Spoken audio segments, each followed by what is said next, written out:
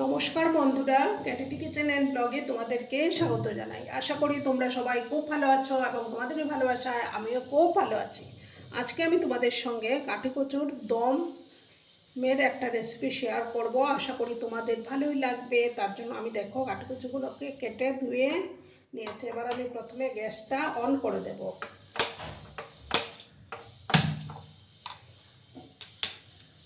একটা প্যান আমি বসিয়ে দিলাম।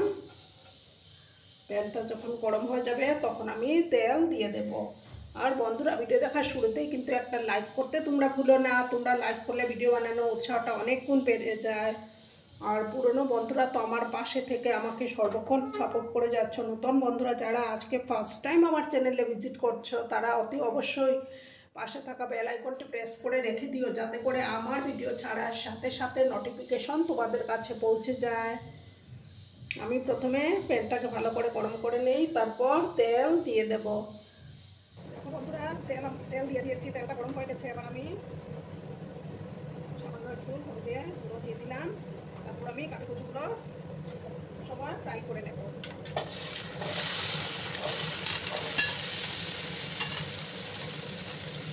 আর সামান্য একটু লবণ আমি অ্যাড করে দিচ্ছি।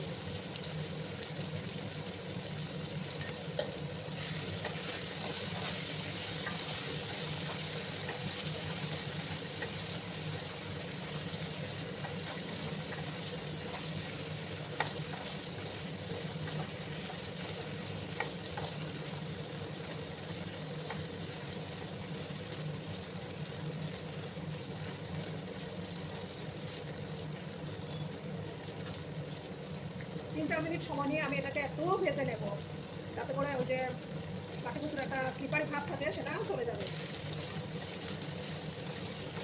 একটু লাল করে আমি ভেজে নেব। কিন্তু ভিডিওটা একদম স্কিপ করবে না, সম্পূর্ণ দেখার অনুরোধ রইল।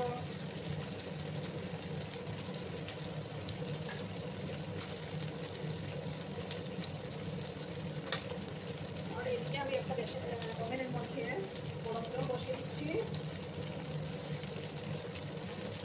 কারণ আমি এই তরকারির সাথে গরম জল ব্যবহার করব।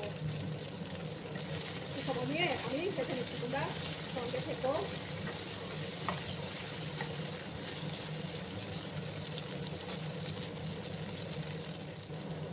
দেখো বন্ধুরা, প্রায় আমার ভাজা হয়েই গেছে।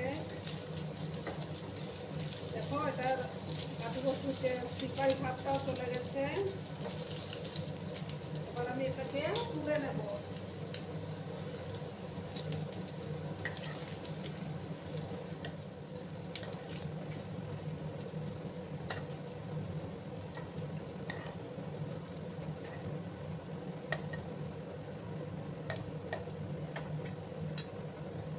এবার আমি আর একটু তেল দেব।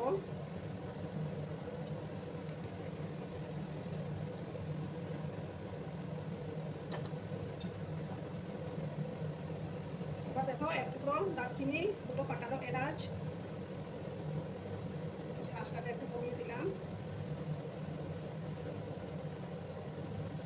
সামান্য এক চিমটি হিং দিয়ে দিলাম, এক পিঞ্চের মতো হিং দিলাম। আর এখানে দেখো দুটো, এই রেসিপিটাতে কিন্তু পেঁয়াজের পরিমাণটা একটু বেশি লাগে। এই যে দেখো তিনটা পেঁয়াজ এরকম কুচিয়ে নিয়েছি, সঙ্গে 8-10 কোয়া রসুন দিয়েছি আমি। এগুলোকে ভালো করে লাল লাল করে পেঁয়াজগুলোকে ভেজে নিতে হবে।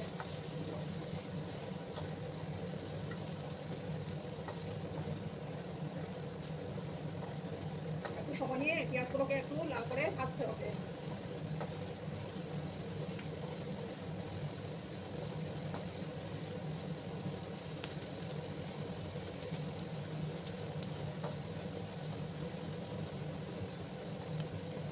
লাল করে আমি পেঁয়াজগুলোকে ভেজে নেব।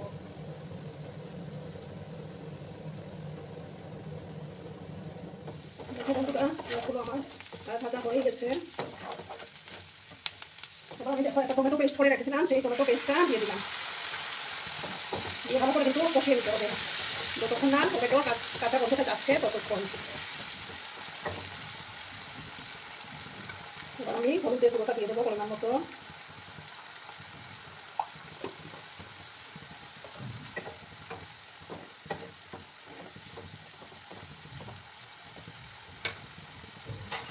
একটু সময় আমি এটাকে ঢাকা চাপা দিয়ে রাখলাম।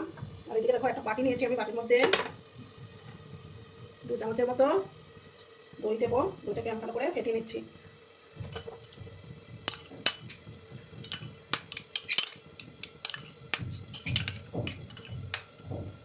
আর এই দইয়ের সাথে আমি 1 চামচ কাশ্মীরি লঙ্কার গুঁড়োটা অ্যাড করে দেবো।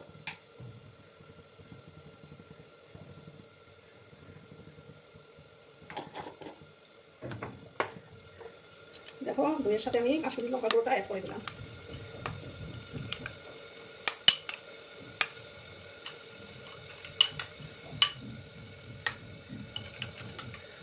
সরিয়ে দিলাম।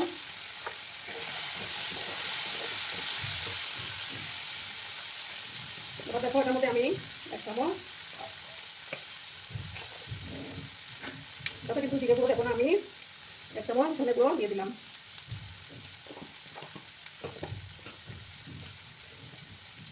সামান্য একটু জল আমি অ্যাড করে দিচ্ছি মশলাটাকে কষানোর জন্য।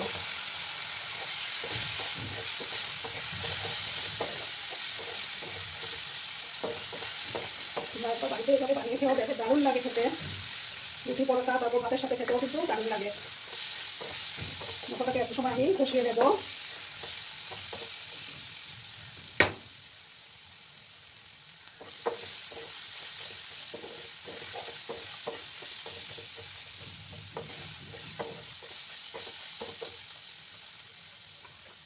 দেখো এবার আমি গ্যাসের আঁচটাকে একদম লো করে দিচ্ছি, ঠিক আছে। তারপর আমি এই যে দই আর কাশ্মীরি লঙ্কা গুঁড়োর পেস্টটা সেটা দিয়ে দেবো। বাটিটা ধুয়ে আমি একটু জল অ্যাড করে দিচ্ছি।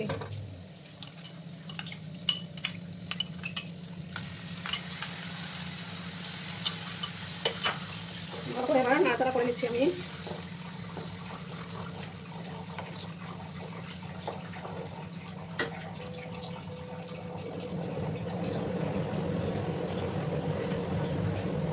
কিছুক্ষণ আমি এইভাবে কষিয়ে নেব।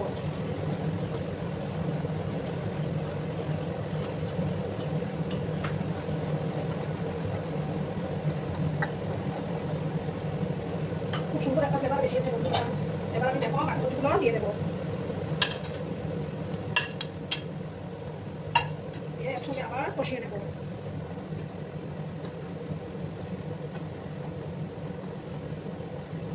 পরিমাণ মতো লবণটা এবার আমি অ্যাড করে দিচ্ছি।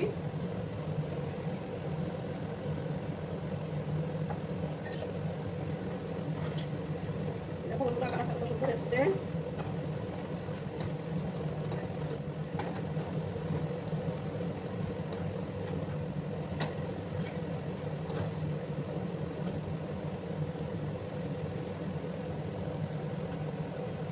এবার আমি কিন্তু গরম জল দেবো। তোমরা কিন্তু গরম জল দেওয়ার চেষ্টা করবে, গরম জল দিলে মানে রান্নার টেস্টটাও ভালো আসে।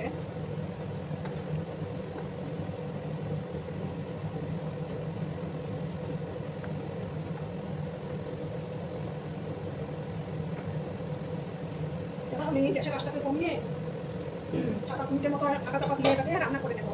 তাহলে তৈরি হয়ে যাবে আমার কাঠি কচুর দমের রেসিপি। একদম লোতে করে দিয়েছি আমি। তারপর আমি 7-8 মিনিট পরে ফিরে আসছি। দেখো বন্ধুরা 6-7 মিনিট পরে আমি ফিরে আসলাম। আমার রান্নাটা অলমোস্ট ডান। দেখো কচুগুলো খুব সুন্দর সেদ্ধ হয়ে যাচ্ছে, কাঠি কচু। এবার আমি দেখো ড্রাই রোস্ট করা কসুরি মেথিগুলো দিয়ে দেবো। শুকনোগুলো ড্রাই রোস্ট করে রেখেছিলাম। দিলে সুন্দর একটা কসুরি মেথির ফ্লেভার আসবে।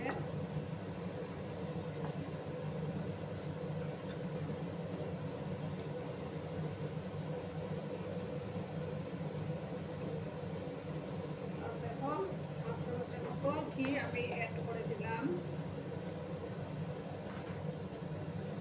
এটা কিন্তু একদম ফাটাফাটি হয়। একবার এইভাবে অবশ্যই বাড়িতে বানিয়ে খেও বন্ধুরা।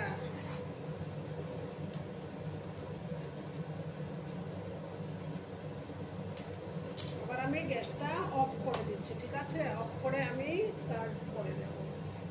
বন্ধুরা আমি সার্ভ করে দিয়েছি, কেমন হয়েছে অবশ্যই কমেন্ট করে বলো। কিন্তু তোমাদের এই মিষ্টি মিষ্টি কমেন্টগুলো পড়তে আমার কিন্তু দারুণ লাগে। আর এতক্ষণ ধরে আমার ভিডিওটার সাথেও পাশে থেকে আমাকে এতটা ভালোবাসা দেওয়ার জন্য তোমাদেরকে আবারও জানাই অনেক অনেক ভালোবাসা এবং অনেক অনেক ধন্যবাদ। ততক্ষণে তোমরা সবাই খুব ভালো থেকো, সুস্থ থেকো, আনন্দে থেকো। আর আমার ভিডিওটার কোনো অংশও যদি তোমাদের একটুও ভালো লাগে তাহলে অবশ্যই তোমাদের বন্ধুবান্ধবের মধ্যে শেয়ার করে দেওয়ার অনুরোধ রইল। এবার আমি বিদায় নিচ্ছি, ততক্ষণে ভালো থেকো, ধন্যবাদ।